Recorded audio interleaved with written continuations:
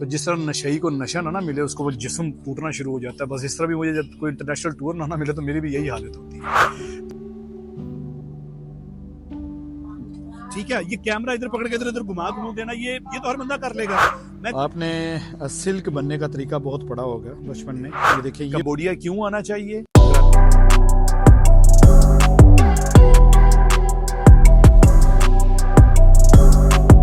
अस्सलाम वालेकुम, welcome to विकीलॉग। आखिरी इंटरनेशनल ट्रैवल जो मैंने किया था वो था दिसंबर 2023 के अंदर। अब तकरीबन 10 महीने होने वाले हैं, मैं कहीं भी इंटरनेशनल ट्रैवल नहीं किया। तो जिस तरह नशेई को नशा ना मिले उसको वो जिस्म टूटना शुरू हो जाता है, बस इस तरह भी मुझे जब कोई इंटरनेशनल टूर ना मिले तो मेरी भी यही हालत होती है। तो यार बस अपने इसी नशे को पूरे करने के लिए अब मैं वेटिंग हॉल में बैठा और जा रहा हूँ कंबोडिया। एक एशिया का कंट्री है जिसकी एक बड़ी रिच एंड डार्क हिस्ट्री है। अभी फ्लाइट में बोर्डिंग का टाइम है, इंशाल्लाह मैं आपको वहाँ जाके बताऊंगा कि कंबोडिया क्यों आना चाहिए और क्यों नहीं आना चाहिए, इंशाल्लाह।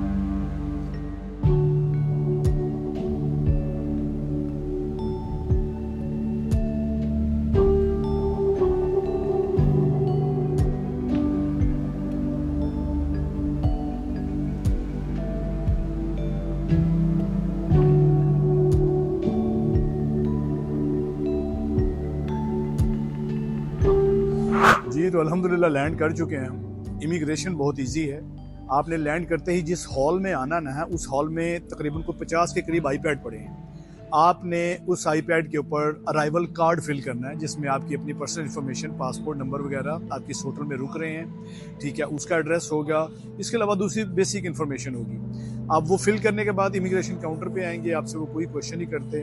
आप पाकिस्तानी के लिए वीज़ा ऑन अराइवल है, लेकिन बेटर यही है कि आप वीज़ा लेके आएँ तो आपकी एंट्री जो है वो श्योर हो जाती है कि आपको एंट्री दे देंगे। वीज़ा ऑन अराइवल की कोई शॉर्टेज नहीं होती। अभी इंशाल्लाह टैक्सी करवा रहा हूँ मैं, तो उसके बाद हम चलते हैं अपने होटल चेक इन मेरा लेट है, सामान वगैरह रख के फिर इंशाल्लाह जाएंगे हम एक दो जगह विजिट करने।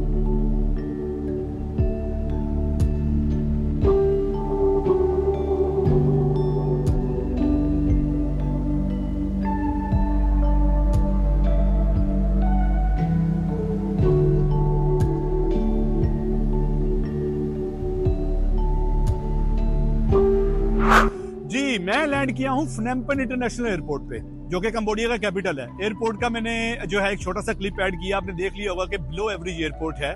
तो ये लेकिन ये एक्सपेक्टेड था यार, यहाँ आने से पहले मैंने पूरी रिसर्च किया तो मुझे आइडिया था कि ये कोई तरक्की याफ्ता मुल्क नहीं है, ये बहुत गरीब है, ठीक है, और जो है ये एक्सपेक्टेड था। लेकिन इसकी हिस्ट्री है, कंबोडिया की एक डार्क हिस्ट्री भी है। यहाँ पे किलिंग फील्ड्स हैं जहाँ का मैंने कल टूर करना है, मैं उन किलिंग फील्ड्स को देखने आया हूँ। इसके अलावा यहाँ के कुछ फेमस टेम्पल्स हैं, मैं वो भी देखने आया हूँ, ठीक है। फनेम्पन में मेरा एक दिन का स्टे है। मैंने अभी होटल में सामान रखा है, चेक इन का टाइम नहीं हुआ था। होटल का नाम है ओके बुटीक होटल और मेरा चेक इन का टाइम था 2 o'clock और हम यहाँ पे पहुंच गए थे होटल में 9 बजे। तो मैंने टाइम ज़ाया करना मुनासिब नहीं समझा, अपना सामान मैंने होटल में छोड़ा है और मैंने बाहर निकला हूँ। तो मेरा प्लान था कि मैं रॉयल पैलेस विजिट करने जाऊँ, जो कि मेरे होटल से 600 मीटर दूर है। मुझे रास्ते में एक रक्शे वाला मिल गया, रक्शे को यहाँ बोलते हैं टुक टुक। तो टुक टुक वाले ने एक मुझे बड़ा अच्छा पैकेज दिया है, वो मुझे 4 जगह लेके जाएगा। इन 4 जगह में से एक आइलैंड भी है, सिल्क आइलैंड। ये एक टेम्पल लेके जा रहा है, 2 टेम्पल लेके जाएगा, एक सिल्क आइलैंड लेके जाएगा, एक चौथी जगह भी उसने बताई है। तो मैंने सोचा कि जब तक होटल का चेक इन का टाइम होता है, टाइम जाया नहीं करते, यहाँ पे घूमने आया तो हम घूमते हैं इंशाल्लाह। तो ये पहले टेम्पल पे लेके आया, आज आपको ये मैं पहला टेम्पल विजिट करवाता हूँ इंशाल्लाह। यार ये पहला स्टॉप है हमारे आज की वारागर्दी में, वेट फ्रेम हिस्टोरिकल साइट। ये 1372 के अंदर बनाया गया था, 1372 के अंदर। तो इसकी हिस्ट्री ये है कि एक बहुत अमीर खातून थी जिनका नाम फेनेम है। तो वो एक हिल टॉप पे रहती थी ऊपर, ठीक है। तो वो एक दफ़ा जो है अपनी हिल टॉप से नीचे आई हैं। तो नीचे आके उन्होंने देखा है कि दरिया के अंदर नीचे जो दरिया था 3 बुत बहते हुए आ रहे हैं। तो उसने वो जो बुत हैं उनको देखा है, तो जाहिर बात है वो अमीर खातून थी तो गाँव वाले उसकी बात भी मानते थे। तो वो जो बुत थे तो उसने गाँव वालों से कहा कि इन बुतों को निकालो, ठीक है। वो बुत जहाँ से निकले हैं फिर उसके बाद उन बुतों को ऑनर करने के लिए उसने यहाँ पे एक टेम्पल बनाया है, ठीक है। ये इसको तो अच्छा टेम्पल बनाया है, तो ये फिर उसी खातून के नाम पे है। खातून का नाम फेनेम था, ठीक है। तो ये देखिए 1372 के अंदर ये बना है। ये टेम्पल है जी, वेट फेनेम, ठीक है। तो यहाँ पे उस दौर में 1372 के अंदर डेफिनेटली कोई हिल होती होगी ना, कोई पहाड़ी होती होगी, तो यहाँ से उतर के नीचे गई हैं, नीचे इधर साइड में कहीं नदी वगैरह होगी, ठीक है। तो जो इनकी हिस्ट्री में लिखा हुआ है, तो वहाँ से नदी से वो बुत मिले, उन बुतों को ऑनर करने के लिए ये टेम्पल बनाया गया है वैट फिनम। तो कंबोडिया एक बुद्धिस्ट कंट्री है, डेफिनेटली यहाँ पे आप यही एक्सपेक्ट कर सकते हैं कि आपको टेम्पल्स देखने को मिलेंगे।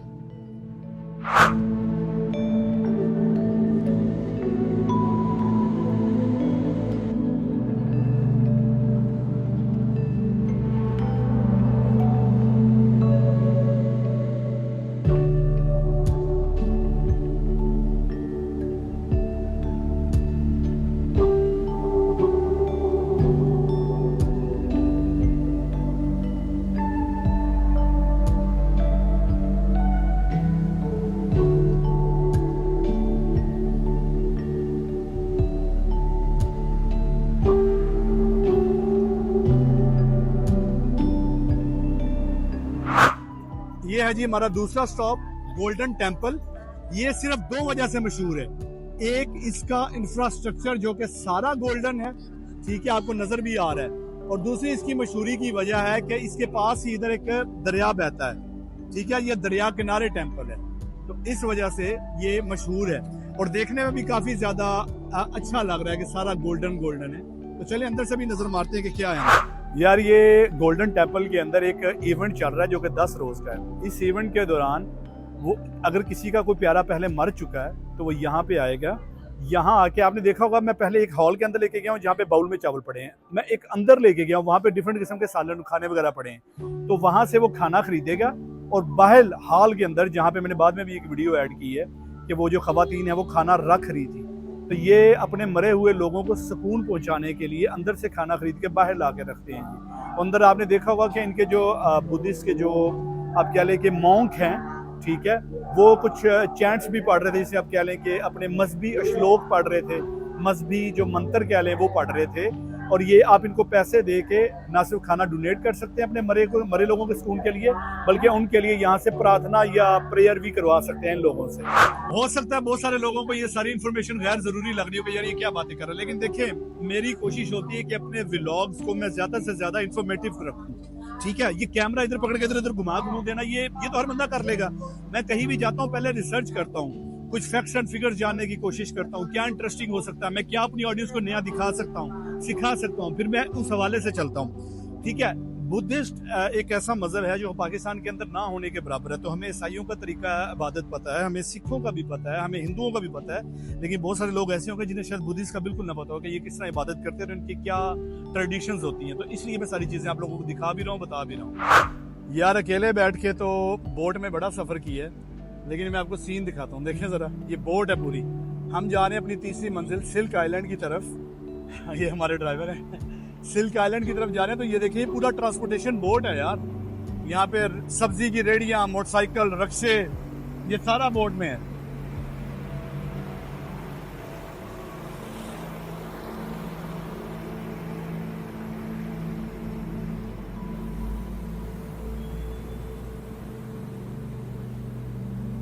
और ये बोट चल रही है।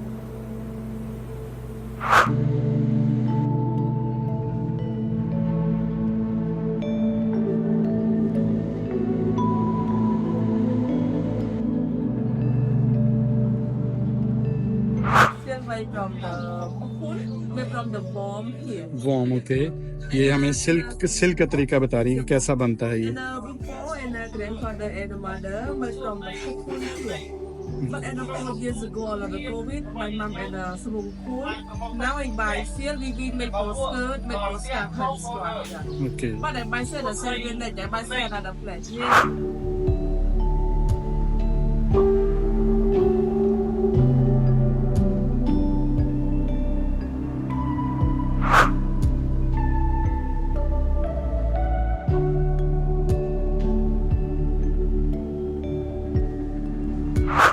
ये मशीन से सिल्क बनाने का उन्होंने तरीका दिखाया है, और ये इन्होंने बताया कि जी ये हैंडमेड है सारा, ये सारा हैंडमेड है। ओके, और उधर भी है जी, खड्डी है, इधर खड्डी है, ये खड्डी है जी, हैंड। ये तो प्योर खड्डी है, पाकिस्तान में खड्डी खद्दर भी इसी तरह ही बनता है ये।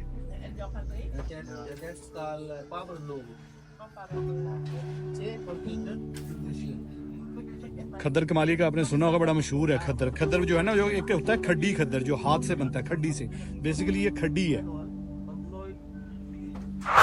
आपने सिल्क बनने का तरीका बहुत पढ़ा होगा बचपन में। ये देखिए ये वॉर्म्स है, ये 11 दिन के हैं, ठीक है, ये 11 दिन के हैं और ये इस वक्त खाना खा रहे हैं। तो जो अभी हमें गाइड ने बताया है कि 1-2 घंटे बाद ये सारे पत्ते खत्म हो जाएंगे। ये 11 दिन के हैं, ये स्टेज 1 है। उसके बाद ये आता है स्टेज 2, ये 25 दिन के। अभी देखिए इनका साइज भी बड़ा है, ठीक है। उसके बाद ये स्टेज 3 है, ये यहाँ पे आते हैं, ठीक है, और यहाँ पे आके ये सिल्क बनाना शुरू करते हैं, ठीक है।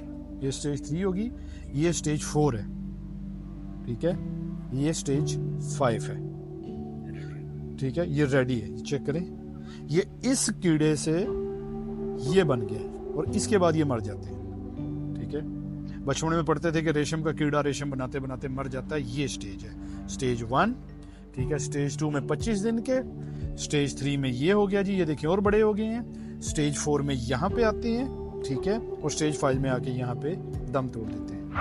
ये स्टेज 6 है, वो जो मर गए थे उन्हें यहाँ लाया गया और ला के ये देखें, ये गर्म पानी के अंदर वहां से ये देखिए निकाला जा रहा है। Okay, spinning like that, you know. Okay, Long. This is not ये lazy देखिए। job. Me, you know, no. Yeah, like that and here. This spin. Now she change the pattern. And they pick all the bamboo, pick up the pattern one like that. She thread the blue one. How many threads? Blue is a 3 threads. Everything joined together like that to be on the wall.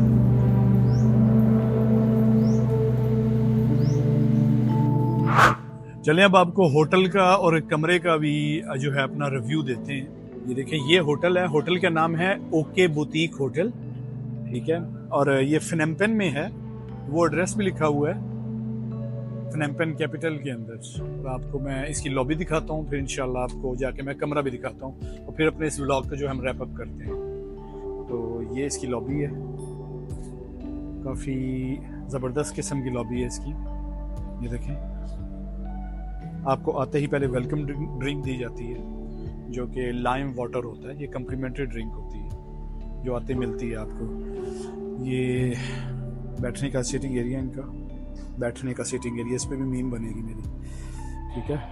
ये okay, और काफ़ी अच्छा lavish किस्म का seating area है इनका। ये देखिए, ज़रा कमरे में चलते हैं, चलते। ये रूम है जी, 3 बेड, ठीक है। ये डबल है, जो सिंगल बेड है, और ये सिटिंग काउच, ठीक है। ये आपका dressing table with already provided water, coffee, ठीक है। नेस्कैफे है आपकी, और दूसरी चाय भी है लिप्टन की। ये वॉशरूम है, वॉशरूम भी काफ़ी खुला है, ठीक है, साफ़ सुथरा वॉशरूम है। बाथ टब है आपका, इसके अलावा बालकनी भी है। बालकनी भी देखते हैं कि क्या व्यू आ रहा है। ये आपकी बालकनी है जिसमें ये कॉफ़ी पीने के लिए 2 चेयर और 1 टेबल है। ये सामने से चातियाँ मार सकते हो आप। ये आपका फिनम्पेन और होटल का नाम है ओके बुटीक।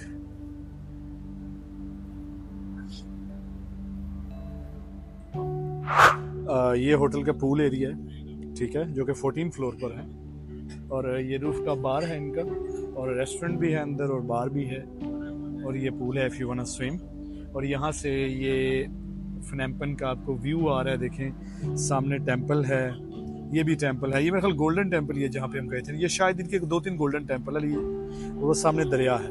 एनीवेज व्लॉग को रैप अप करने का टाइम आ गया है यार। हम कोलालमपुर से उड़े, कंबोडिया लैंड किए, हमने वहाँ पे वीज़ा कार्ड फिल किया, ठीक है। उसके बाद वहाँ से हमने टुक लिया। टुक ने, यानी रक्शे को कहते हैं, $5 लिए। यहाँ पे हमें जो है वो लेके आया। डॉलर के बारे में बता दूं, कंबोडिया की करेंसी जो है वो काफ़ी ज़्यादा डाउन है, इस वजह से यहाँ पे डॉलर चलता है, अमेरिकन डॉलर, ठीक है। ये आपको अमेरिकन डॉलर में पे करना पड़ता है। तो हमने टुक में $5 दे के हम यहाँ पे आए। अच्छा, उसके बाद हमने होटल में सामान रखा, हमने एक दफ़ा फिर एक टुक लिया। टुक टुक वाले से हमने बात की कि हम आपको $20 देंगे। $20 में वो हमें 3 जगह लेके गया। पहले एक हम वेट फनेम टेम्पल में गए, वहाँ पे एंट्री है $2। उसके बाद हम एक गोल्डन टेम्पल में गए, एंट्री बिल्कुल फ्री है। उसके बाद हमने एक आइलैंड पे जाना था, सिल्क आइलैंड, उस वजह से वो रक्शे समेत हम एक बोट में गए। वो बोट में वहाँ पे जो है पूरे रक्शे का $1 है बोट का किराया। तो हम 3 बंदे थे, हमने $1 पे किया। हम वहाँ पे गए, सिल्क आइलैंड गए। हमने वो जो सिल्क आइलैंड की टिकट थी वो $2 पर पर्सन थी, ठीक है। तो वो $2 पर पर्सन में उन्होंने हमें पूरा दिखाया कि ये सिल्क बनता कैसे है। कंबोडिया क्यों आना चाहिए? अगर आपकी हिस्ट्री में दिलचस्पी है, आपको बुद्धिस्ट जो है मज़हब के बारे में जानना है, आपको कंबोडिया आना चाहिए। आपको डार्क हिस्ट्री में दिलचस्पी है, जेनोसाइड देखना है, किलिंग फील्ड्स देखने हैं, आपको कंबोडिया आना चाहिए। आपको वैसे ही अपनी ट्रैवल हिस्ट्री में कोई कंट्री ऐड करना तो कंबोडिया आना चाहिए। करेंसी इनकी डाउन है, डॉलर में डील करते हैं, इस वजह से आपको शायद थोड़ी घबराहट हो कि मुझे डॉलर में पे करना पड़ेगा। कंबोडिया क्यों नहीं आना चाहिए? अगर आपको हिस्ट्री में दिलचस्पी नहीं तो आपको डेफिनेटली कंबोडिया नहीं आना चाहिए। ज़्यादा लश ग्रीन नहीं है ये, ठीक है। अगर आप ग्रीनरी पसंद करते हैं तो कंबोडिया नहीं आना चाहिए। प्योर पाकिस्तान वाली वाइब्स आती हैं आपको। सड़कों के ऊपर रश है, मोटरसाइकिल्स हैं, रक्शे हैं, ठीक है, कंजस्टेड जगह है, तो आपको ये लगेगा कि हम फैसलाबाद में आ गए जहाँ पे डॉलर चलते हैं। तो ये बात ज़हन में रखिएगा। तो यार ये था आज का व्लॉग। कंबोडिया के वीज़ा के बारे में अगर आपको कोई भी मदद चाहिए, कंबोडिया की बुकिंग्स के बारे में कोई भी मदद चाहिए, तो मैं एक गूगल फॉर्म नीचे डिस्क्रिप्शन में ऐड कर रहा हूँ। अब मैं सोच रहा हूँ कि बड़े थोड़े से मिनिमम चार्जेस लेके मैं आप लोगों के लिए सारा काम कर दिया करूँ, वीज़े भी अप्लाई कर दिया करूँ, आपके होटल की बुकिंग भी कर दिया करूँ, आपको पूरा ट्रैवल भी प्लान भी बना के दे दिया करूँ। तो मैं जिस कंट्री भी जाया करूँगा उसके हवाले से इंशाल्लाह मैं सर्विसेज भी प्रोवाइड किया करूँगा, बिल्कुल मामूली से चार्जेस के साथ, ताकि मेरी अपनी मोटिवेशन भी बरकरार रहे। चैनल का तो जो हाल है आप देख ही रहे हैं, बड़े थोड़े से व्यूज़ हैं, तो जब थोड़े से डॉलर्स तो आने शुरू हों। अपना ख्याल रखिएगा। अल्लाह हाफिज़।